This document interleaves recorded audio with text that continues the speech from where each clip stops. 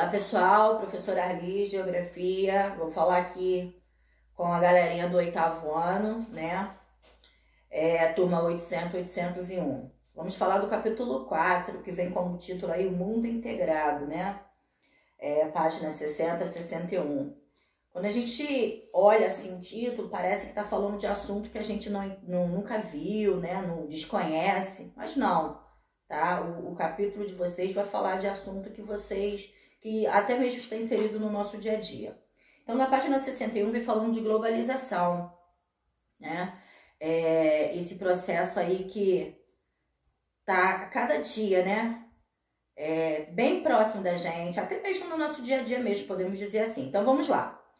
Além dessa nova configuração geopolítica, o mundo atual é marcado pela intensificação das trocas comerciais, financeiras, de informações e pessoas. Entre as nações, o mundo está cada vez mais conectado e interligado, ou seja, esta é a chamada globalização, né?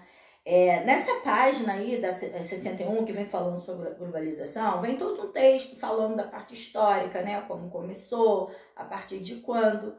Mas entender de globalização, gente, não é difícil, tá?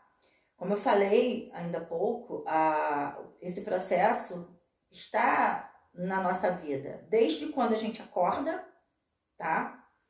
Se você tem um costume, né, de usar uma determinada marca de creme dental, por exemplo, a Colgate. A Colgate não é brasileira, né? Ela vem aí de um outro país.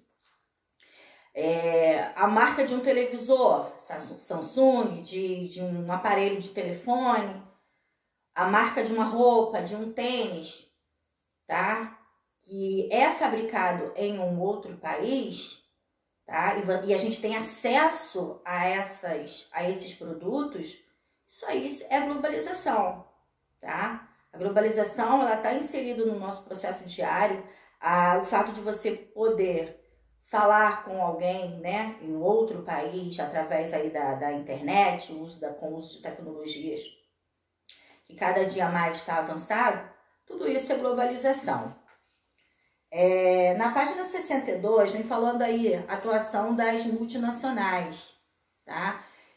Eu espero que vocês sabem muito bem que em sala de aula nada passa despercebido. A gente faz a leitura aí ponto a ponto do texto. E em casa vocês têm que fazer isso, tá? Aqui eu tô tentando fazer um resumo do conteúdo para vocês, mas eu quero que vocês façam essa leitura do início ao fim aí em casa, bonitinho, como a gente sempre fez em sala de aula. A atuação das multinacionais, né? Visando conquistar novos mercados, consumidores, empresas, como sede em países mais desenvolvidos, instalaram suas linhas de produção em outros países, né? Em outras nações. Essas multinacionais é outra coisa também que é muito comum a gente ver aqui dentro do nosso país, cada vez mais as instalações aí dessas multinacionais, né? Multinacionais são empresas que têm sua sede principal no seu país de origem e espalha-se pelo mundo através das suas filiais. Isso é que a gente conhece como multinacionais. Nessa mesma página aí, 62, temos aí uma infinidade, tem um painel de marcas, né? Ó, a Colgate, como eu falei anteriormente, a Coca-Cola, um monte, tá? Tudo marcas que a gente conhece no nosso dia a dia. Assim como o processo de globalização, tá? Com fazendo junção aí as multinacionais, esse painel mostra para vocês essas marcas, né? Aqui está citando algumas, como essa ligação acontece aí. Depois tem falando das organizações supranacionais. O que vem a ser isso? Tá falando aí, ó, do Fundo Monetário Internacional, o FMI, que é responsável por levantar fundos de capitais entre seus países membros, né, para fortalecer e fornecer empréstimo aos países com dificuldade em pagar suas dívidas. Uma outra organização também muito conhecida mundialmente é o Banco Mundial, tá? E a terceira aí, no conteúdo de vocês, fala da Organização Mundial do Comércio, né? A OMS, né? Então, são organizações que também estão aí interligadas a esse assunto do qual nós estamos falando. Na página 64, vem falando dos blocos econômicos, né? A união faz a força. Blocos econômicos, na realidade, não é um assunto desconhecido para vocês, tá? Em momentos anteriores, né? Nós já falamos disso. Nós não citamos todos, mas vocês já aprenderam o que é um bloco econômico. Então, vamos lá. Visando reforçar sua atuação na economia global, os países tendem a unir forças, formando aí os blocos econômicos, tá? Então, eu vou citar para vocês alguns desses blocos. Vários são os acordos que podem ser feitos entre as nações, o que originam diferentes tipos de blocos econômicos. Então, aqui está citando alguns, ó. Zona de preferência tarifária, né? Que garante tarifas preferenciais aos países membros de um bloco. Depois, zona de livre comércio, prevê redução ou eliminação total das barreiras financeiras ou não, a troca de mercadorias entre os países do bloco. União aduaneira, prevê, além das etapas anteriores, o estabelecimento de tarifas externas comuns, ou seja, os países membros estabeleceram a mesma tarifa para o comércio, importação e exportação de mercadoria com as nações que não integram o bloco.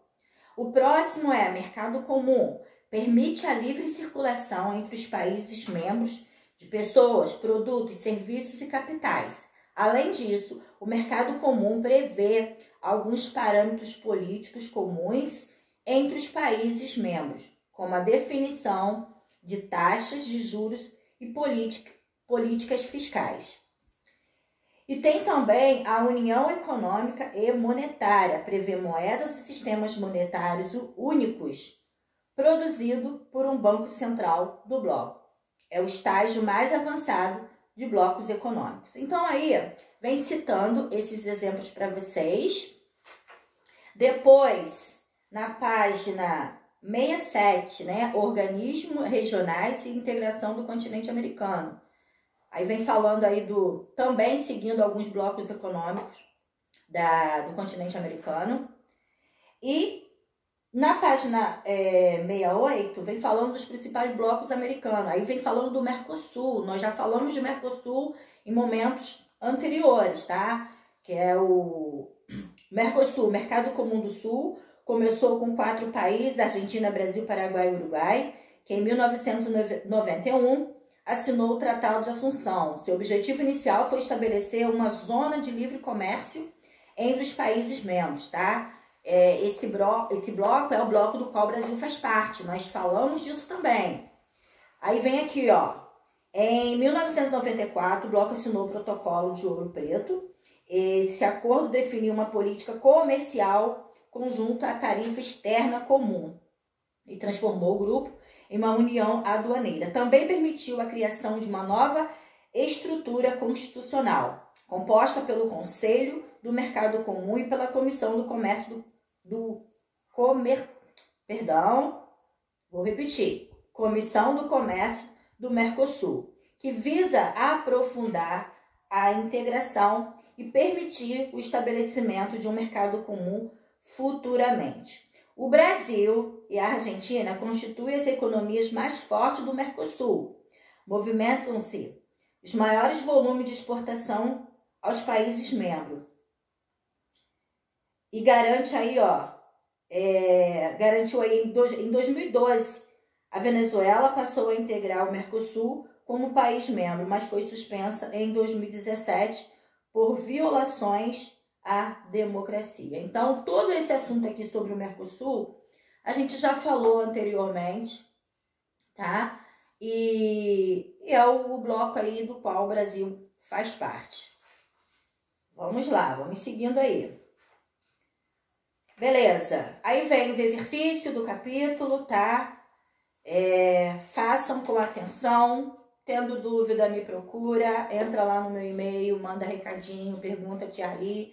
Tia Arli tem muita boa vontade de responder, tá? Tô aguardando aí o contato de vocês. Fique com Deus, cuidam-se, tá? Também da família de vocês. E até o próximo vídeo, se Deus quiser.